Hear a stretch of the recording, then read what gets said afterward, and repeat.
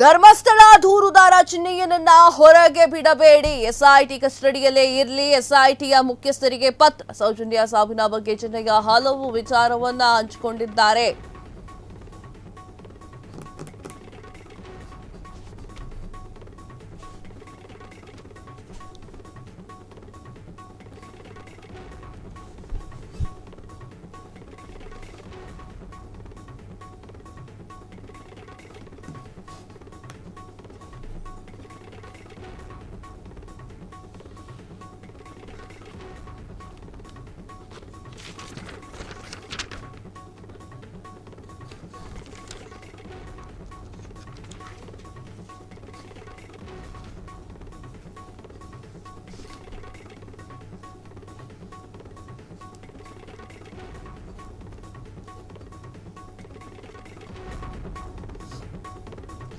ಧರ್ಮಸ್ಥಳ ದೂರುದಾರ ಚಿನ್ನಯ್ಯನನ್ನ ಹೊರಗೆ ಬಿಡಬೇಡಿ, ಎಸ್ಐಟಿಯ ಕಸ್ಟಡಿಯಲ್ಲೇ ಇರಲಿ, ಎಸ್ಐಟಿ ಮುಖ್ಯಸ್ಥರಿಗೆ ಪತ್ರ. ಸೌಜನ್ಯ ಸಾವಿನ ಬಗ್ಗೆ ಚಿನ್ನಯ್ಯ ಹಲವು ವಿಚಾರವನ್ನ ಹಂಚಿಕೊಂಡಿದ್ದಾರೆ. ಈ ಹಿಂದೆ ಸೌಜನ್ಯ ಸಾಕ್ಷಿಗಳೆಲ್ಲವೂ ಕೂಡ ನಿಗೂಢವಾಗಿ ಸಾವನ್ನಪ್ಪಿದ್ದಾರೆ. 2013ರಲ್ಲಿ ವಾರಿಜ, ರವಿ ಪೂಜಾರಿ, ಗೋಪಾಲಕೃಷ್ಣ ನಿಗೂಢ ಸಾವು. ಹರೀಶ್ ಮಡಿವಾಳ್, ದಿನೇಶ್ ಗೌಡ ಎಂಬಾತ ಅಪಘಾತದಲ್ಲಿ ಸಾವನ್ನಪ್ಪಿದ್ರು. ಹೀಗಾಗಿ ಚಿನ್ನಯ್ಯ ಹೊರಗೆ ಬಂದ್ರೆ ಅವನನ್ನು ಕೂಡ ಉಳಿಸೋದಿಲ್ಲ, ಅವನಿಗೂ ಕೂಡ ಇದೇ ಗತಿ. ತನಿಖೆ ಮುಗಿಯವರೆಗೂ ಕೂಡ ಚಿನ್ನಯ್ಯ ಪೊಲೀಸ್ ವಶದಲ್ಲಿ ಇರಲಿ. ಎಸ್ಐಟಿ ಮುಖ್ಯಸ್ಥ ಪ್ರಣವ್ ಮೊಹಂತಿಗೆ ಪ್ರಸನ್ನ ರವಿ ಎಂಬಾಕೆ ಪತ್ರವನ್ನ ಬರೆದಿದ್ದಾರೆ. ಎಸ್ ವೀಕ್ಷಕರ, ಪತ್ರವನ್ನ ನಿಮ್ಗೆ ಈಗ ಫ್ರೀಡಮ್ ಟಿವಿ ತೋರಿಸ್ತಾ ಇದೆ.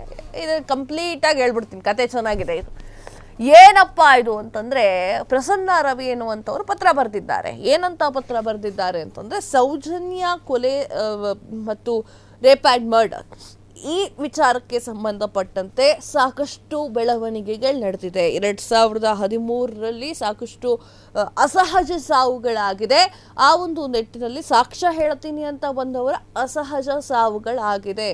ಸೊ ಆ ಒಂದು ಕಾರಣಕ್ಕೆ ಈತನನ್ನು ಕೂಡ ಹೊರಗಡೆ ಬಿಡಬೇಡಿ, ಈತನನ್ನ ಹೊರಗಡೆ ಬಿಟ್ರೆ ಈತನೂ ಕೂಡ ಸಾವನ್ನಪ್ಪುತ್ತಾನೆ ಅನ್ನುವಂತಹ ಭಯ ನಮ್ಮಲ್ಲಿದೆ ಅಂತ ಹೇಳಿ ಪ್ರಣವ್ ಮೊಹಂತಿ, ಎಸ್ಐಟಿ ತನಿಖೆಯ ಮುಖ್ಯಸ್ಥರಾಗಿರುವಂತಹ ಪ್ರಣವ್ ಮೊಹಂತಿ ಅವರಿಗೆ ಪತ್ರವನ್ನು ಬರೆಯಲಾಗಿದೆ.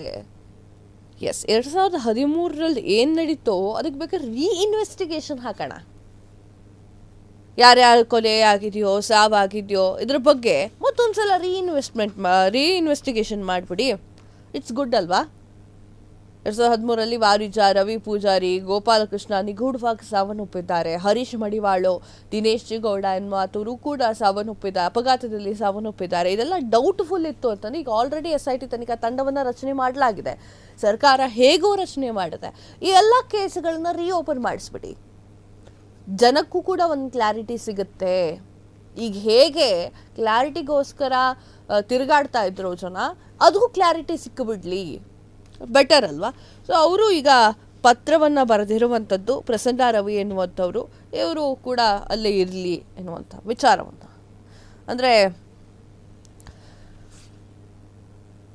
ಚಿನ್ನಯ್ಯ ಕೂಡ ಕಸ್ಟಡಿಯಲ್ಲೇ ಇರಲಿ, ದೂರುದಾರ ಚಿನ್ನಯ್ಯ ಹೊರಗಡೆಯನ್ನ ಬಿಡಬೇಡಿ, ಎಸ್ಐಟಿ ತನಿಖಾ ತಂಡ ಕಸ್ಟಡಿಯಲ್ಲೇ ಇರಲಿ, ಎಸ್ಐಟಿ ಮುಖ್ಯಸ್ಥರಿಗೆ ಪತ್ರವನ್ನು ಬರೆಯಲಾಗಿದೆ. ಸೌಜನ್ಯ ಸಾವಿನ ಬಗ್ಗೆ ಚಿನ್ನಯ್ಯ ಹಲವು ವಿಚಾರವನ್ನು ಹಂಚಿಕೊಂಡಿದ್ದಾರೆ. ಈ ಹಿಂದೆ ಸೌಜನ್ಯ ಸಾಕ್ಷಿಗಳೆಲ್ಲ ನಿಗೂಢವಾಗಿ ಸಾವನ್ನಪ್ಪಿದೆ. ಆ ಒಂದು ಕಾರಣಕ್ಕೆ ಚಿನ್ನಯ್ಯನನ್ನ ಹೊರಗಡೆ ಬಿಡಬೇಡಿ ಎನ್ನುವಂತಹ ವಿಚಾರವನ್ನ ಪತ್ರದ ಮೂಲಕ ತಿಳಿಸಿರುವಂತಹ ಪ್ರಸನ್ನ ರವಿ ಪ್ರಣವ್ ಮೊಹಂತಿ ಅವರಿಗೆ ನೀಡಿದ್ದಾರೆ. ಇದು ವಿಚಾರ. ಆದರೆ 2013ರಲ್ಲಿ ವಾರಿಜ, ರವಿ ಪೂಜಾರಿ, ಗೋಪಾಲ್ ನಿಗೂಢವಾಗಿ ಸಾವನ್ನಪ್ಪಿರುತ್ತಾರೆ. ಹೀಗಾಗಿ ಚಿನ್ನಯ್ಯನನ್ನು ಕೂಡ ಹೊರಗೆ ಬಿಟ್ಬಿಟ್ರೆ ಏನಾದರೂ ಆಗ್ಬಿಡುತ್ತೆ ಅನ್ನೋ ಭಯ. ಹರೀಶ್ ಮಡಿವಾಳು, ದಿನೇಶ್ ಗೌಡ ಎಂಬಾತರು ಅಪಘಾತದಲ್ಲಿ ಸಾವನ್ನಪ್ಪಿರ್ತಾರೆ. ಇದೆಲ್ಲದಕ್ಕೂ ಆನ್ಸರ್ ಅಂತಂದ್ರೆ ಅಪಘಾತದಲ್ಲಿ ಸಾವನ್ನಪ್ಪಿರ್ತಾರೆ, ಹೌದು. ಆದರೆ ಒಂದ್ಸಲ ನಿಮಗೆ ಡೌಟ್ ಇದೆಯಲ್ವಾ, ಸೌಜನ್ಯಕ್ಕೆ ಸಾಕ್ಷಿ ಹೇಳಕ್ ಬಂದವ್ರದ್ದೇ ಸಾವಾಗಿದೆ, ಇಟ್ಸ್ ಡೌಟ್ಫುಲ್ ಅಂತಂದ್ರೆ ಬೆಟರ್ ಇನ್ನೊಂದ್ಸಲ ಕೇಸ್ ರೀಓಪನ್ ಮಾಡಿಸಿ. ನಿಗೂಢವಾದ ಸಾವು ಅಲ್ವಾ, ಇನ್ನೊಂದ್ಸಲ ಸತ್ಯಾಸತ್ಯತೆಗಳು ಹೊರಗೆ ಬರಬೇಕು. ಎಷ್ಟೇ ದೊಡ್ಡ ಮನುಷ್ಯರು ಬೇಕಾದರೂ ಈ ತಪ್ಪನ್ನು ಮಾಡಿರಲಿ, ಅದನ್ನು ಮುಚ್ಚಾಕಕ್ಕಾಗದೇ ಇಲ್ಲ. ಕ್ಷಣ ಕ್ಷಣದ ಸುದ್ದಿಗಳಿಗಾಗಿ ಫ್ರೀಡಮ್ ಟಿವಿ ಸಬ್ಸ್ಕ್ರೈಬ್ ಮಾಡಿ, ಲೈಕ್ ಮಾಡಿ ಹಾಗೂ ಫಾಲೋ ಮಾಡಿ. ಹೊಸ ಸುದ್ದಿಗಳ ನೋಟಿಫಿಕೇಶನ್ಗಾಗಿ ಬೆಲ್ ಐಕಾನ್ ಮೇಲೆ ಕ್ಲಿಕ್ ಮಾಡಿ.